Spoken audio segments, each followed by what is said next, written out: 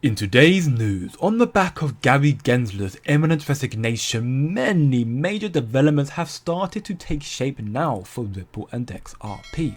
For example, Ripple's chief legal officer Stuart Oldrotty here hinted earlier today that this lawsuit is officially over, which is huge news, and this has resulted now in more ETFs being filed for XRP, and this also means the Rlusd stablecoin will soon be released to the public. Make no mistake, this stablecoin release will be massive for the price of XRP due to the massive demand surrounding Ripple right now. And Ripple they've continued to take the necessary steps to make sure this stablecoin launch is a huge success. Recently, Ripple minted 10.5 million of its Rlusd stablecoin in a mainnet stress test. This is a crucial and necessary step. It is required that Ripple, that an institution, test the minting, burning and transferring before its official final launch.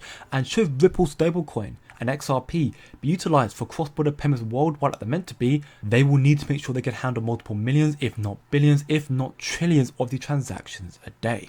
And it seems like this is exactly the direction that we are heading in, as we have this breaking update here from Sean suggesting that Hedera's integration into the Federal Reserve is going to expand in partnership with XRP to enable Rlusd payments effectively.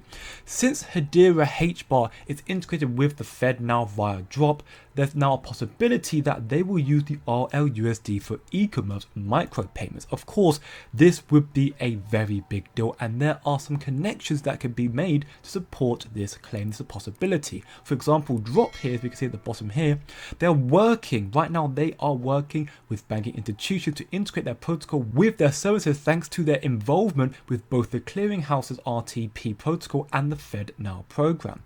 The very same thing though can be said for Ripple as well. They have over 500 partnerships, many of which are governments and banking institutions and central banks, which is absolutely nuts. Furthermore, if we check out the clearinghouse.org website and look at their technological providers here, we can see prominent Ripple partners like ACI Universe Payments or ACI Worldwide, alongside also Finastra, the FIS, and arguably the most important one in particular, Volante. Not to mention as well, we should know Ripple are part of the Fednow's Faster Payment Task Force Committee, so there is a relatively huge possibility that the Fednow wants the Rlusd, and even Hedera HBAR might utilize it for e-commerce micropayments.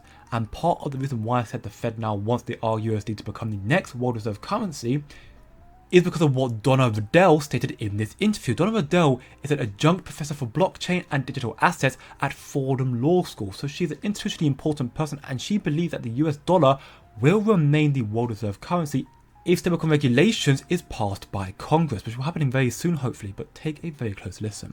The stablecoins that are backed by US treasuries are helping the government be able to keep the dollar as an important reserve globally, because people are using all over the world these stable coins backed by US treasuries, I believe, and the figure may have changed, but it's at least in the top 10 holders, the stablecoin aggregated companies of US treasuries, which makes them very important for promoting the dollar around the world against what is now, let's say, central bank digital currencies of China. And I've heard that China, Russia, and Brazil might want to do one together, where they're not going to have privacy and they're going to be able to track the movements of money that goes throughout the system, the global system.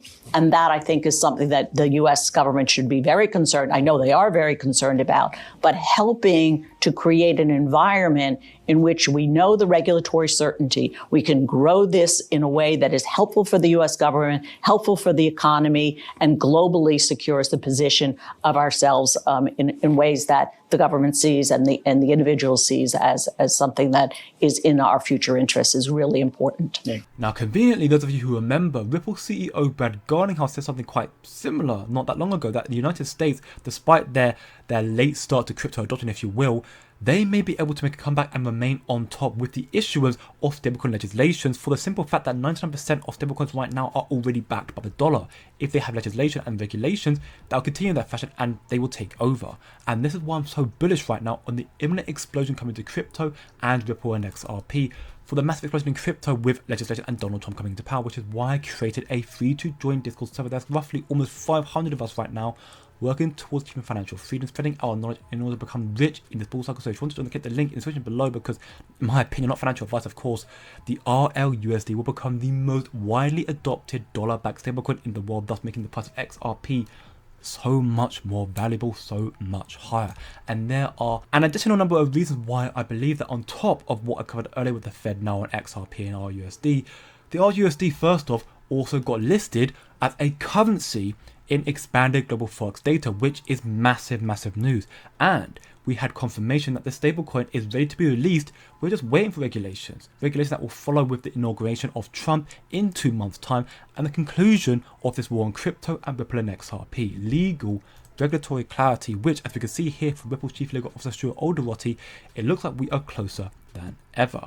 Victory has 1,000 fathers, but make no mistake, the courage of Brad Garlinghouse and Chris Larsen and the resilience and expertise of Ripple's legal team paves the way. Ripple are the ones who provided the blueprint to defeat Gary Gensler's inexplicable war on crypto. Ripple kept the door open long enough for the industry to survive and seize this incredible moment. The faith and support of the XRP army provided much needed hope in the darkest of days, so thank you very much. And I don't know about you, but just like the Digital Asset Daily stated here, I completely agree. This sounds like a Ripple win to me. What we're waiting for now, once we get the official confirmation, the green light from Brad Garlinghouse, we will see the flip of the switch moment where the RLUSD will flood the market and XRP will explode in institutional adoption and therefore price. And if you think that I am lying, well, the institutions right now, they're already one step ahead of us, or for the most of us at least. On top of the 4 ETFs we already have, 21 shares, Bitwise, Grayscale and Canary Capital for XRP that they filed, we now have confirmation that new XRP ETPs, that's European ETFs therefore, are going to go live on 3 European exchanges. Now we can see this here from none other than Wisdom Tree in Europe. They're excited to announce their launch of their physical XRP ETPs now listed on Deutsches Börse, SIX Swiss Exchange, and Euronext Paris and Amsterdam. Absolutely massive news.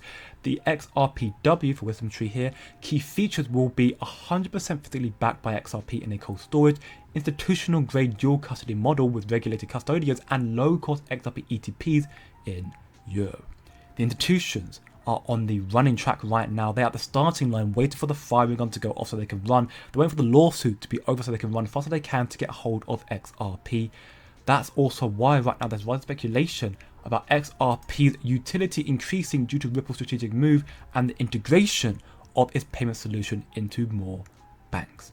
And I'm sure the likes of the Fednow will help with that, but time will tell. The bull run is near, so do your own research, or better still, come learn more in the Discord server, and I'll see you in the next one.